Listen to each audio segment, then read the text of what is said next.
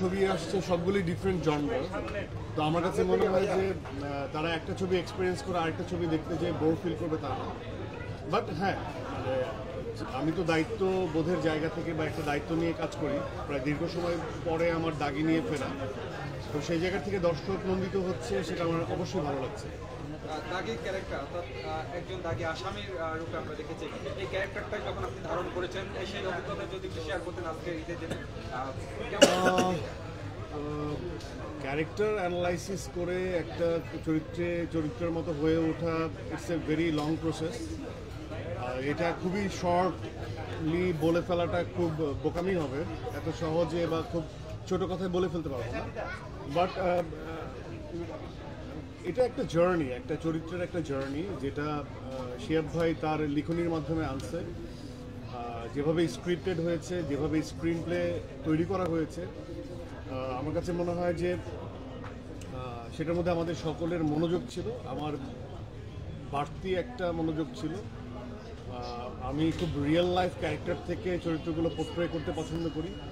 তো আমার real life observation, বিভিন্ন চরিত্রের সাথে ওঠা বসা, এবং একই অর্থে আমাদের যে সুপার অবজেক্টিভ, গল্পের যে একটা সুপার অবজেক্টিভ থাকে, একটা লক্ষ্য থাকে, সেটার সাথে চরিত্রের একটা ব্লেন্ডিং অ্যাজ এ পারফর্মার তৈরি করা এবং সেটা একজন ডিরেক্টরের সামনে উপস্থাপন করা, এবং তারপর ওই এডিটেড ভার্সন, মানে ডিরেক্টর কিছু পছন্দ করবেন, কিছু রাখবেন, কিছু ছেড়ে দিবেন। তো এইভাবেই আসলে চরিত্র হয়ে উঠেছে নিশান। ছোট পর্দার অভিনেতা থেকে বড় পর্দায় সুরঙ্গ থেকে জার্নিতে আসছে, দাগি থেকে আরো জনপ্রিয়তা হয়ে গিয়েছে। আসলে কি আমরা আপনাদের সাথে আসলে ভবিষ্যতে কি সিনেমার সাথেই সবসময় দেখতে পাবো, মানে সিনেমার একজন নায়ক হিসাবেই সবসময় আমরা পাবো নাকি? আমি নিজেকে অভিনয়ের মানুষ, অ্যাজ এ পারফর্মার বা অভিনেতা হিসেবে স্ট্যাবলিশ করতে চাই। আমি যখন থেকে আমার ধ্যানে জ্ঞানে মনে অভিনয় জিনিসটা ঢুকেছে, তখন থেকেই আমার চেষ্টা যে গ্র্যাজুয়ালি আমি ভালো করব, সেটা যে পর্দায় হোক না কেন। আমার কাছে মনে হয় যে একজন পারফর্মারের পর্দা নিয়ে কনসার্ন হওয়ার কিছু নাই। সেটা লার্জার দ্যান লাইফ যখন একটা স্ক্রিপ্টিং হয় বা ডিরেক্টর যখন চিত্রনাট্য তৈরি করে সেটার মধ্যে, অথবা প্রোডাকশন ভ্যালুটাও তৈরি করে আসলে ডিরেক্টর, তখন কিছুটা পারফরমেন্সের জায়গা চেঞ্জ আসে। বাট একজন পারফর্মারের বা একজন অ্যাক্টরের আমার মনে হয় যে পর্দা নিয়ে অনেক বেশি কনসার্ন না হয়ে যদি সে ডিরেক্টরের কল অফ অ্যাকশন অ্যান্ড চরিত্রের প্রতি জাস্টিস করার চেষ্টা করে, চরিত্রটা হয়ে ওঠার চেষ্টা করে, তাহলেই তার সার্থকতা। আর হ্যাঁ, অবভিয়াসলি আমার যেখানে শুরু, কখনোই আমার কাছে কন্টেন্ট আমার নাটক দিয়ে যাত্রা শুরু, সেটা আমি কখনোই ভুলি না, সেটা আমার শেকড়। এবং আমি একটা প্ল্যাটফর্মে কাজ করলে আরেকটা প্ল্যাটফর্মের কাজের সংখ্যা বা সময় দেওয়াটা টাফ হয়ে যায়, বাট আমার তরফ থেকে কোনো প্ল্যাটফর্মের কাজকেই না নেই, আমি যে কোনো সময়ই দেখা যাবে যে কোনো প্ল্যাটফর্মে কাজ করছি। সো এটা নিয়ে আমার কোনো অব্লিগেশনস নেই। আমি একটু প্রশ্নটা রিলেট করতে চাই, যেটা হচ্ছে যে যারা সিনেমাতে কাজ করে তারা নাটক থেকে আমরা দেখছি যে প্লাস 2 বছর আপনি সেভাবে কোনো নাটকে কাজ করেননি। তো এখন যেহেতু সিনেমায় রেগুলার কাজ করছেন, নিয়মিত কাজ করছেন, সেক্ষেত্রে আপনার নাটকের একটা দর্শক আছে, আপনার কিছু ভক্ত আছে, তারা আসলে আপনাকে নাটকের মধ্যে দেখতে পাবে কিনা, কোনো সম্ভাবনা আছে কিনা? না, আমার কাছে হচ্ছে যে একটা হচ্ছে যে এই যে ফিরে যায় বা ফিরে গেল এরকম আমি দেখি না। হয়তো বা তাদেরকে প্রপার ইউটিলাইজ ইন্ডাস্ট্রি করতে পারে না, এই গুড স্ক্রিপ্ট তারা পায় না। তো আমার কথা হচ্ছে গুড স্ক্রিপ্ট যাদের ভেতরে থাকে, good script and good story, তারা যে কোনো মাধ্যমেই কাজ করবে।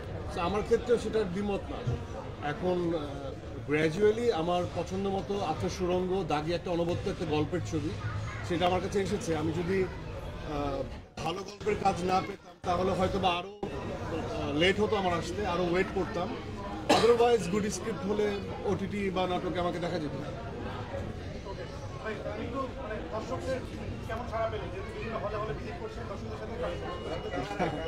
এই কথাটা আমি আসলে আমার থেকে আমার মনে হয় যে আপনারা আরও বেটার সাক্ষী হতে পারবেন।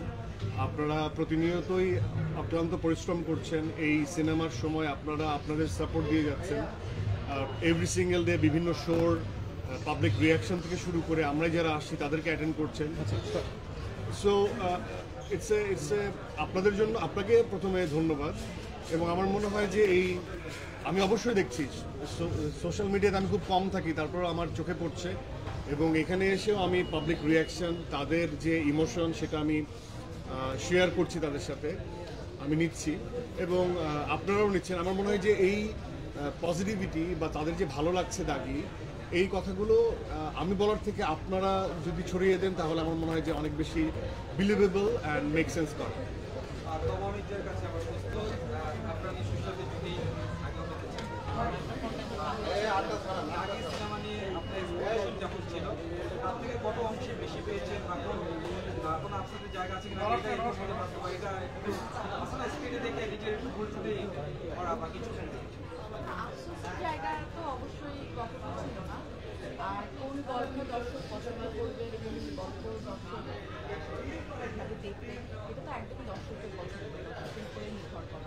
হ্যাঁ, আমাদের জায়গা থেকে আমাদের একটা ব্যাকগ্রাউন্ডের জায়গা থাকে, একটা ভালো গল্প, ভালো স্ক্রিপ্ট, ভালো একটা প্রোডাকশন, একটা অভিনয়ের জায়গাগুলো যেন ঠিকঠাক থাকে, সেইটা নিয়ে কাজ করা এবং আমাদের সেই জায়গা থেকে প্রত্যেকটা সেক্টর আমাদের যারা যারা ছিলেন সবাই যত্ন করে সেই কাজটা করেছেন এবং আমরা যারা ছিলাম আমরাও চেষ্টা করেছি আমাদের জায়গা এবং এই পরিশ্রমের ফলেই হয়তো দাগি সবাই খুব পছন্দ করেছে।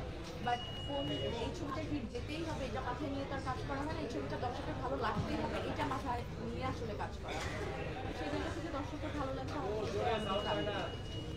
আচ্ছা, এখন জানতে চাই ওই সাইডটা চাপবেন না সবাই আমার একটা প্রশ্ন আস্তে বললাম যে নানা আছে আমার পায়ে ভাই সবাই সুরঙ্গ সিনেমা সুপারহিট একটি সিনেমা, এই সিনেমাটাও সেই দিকে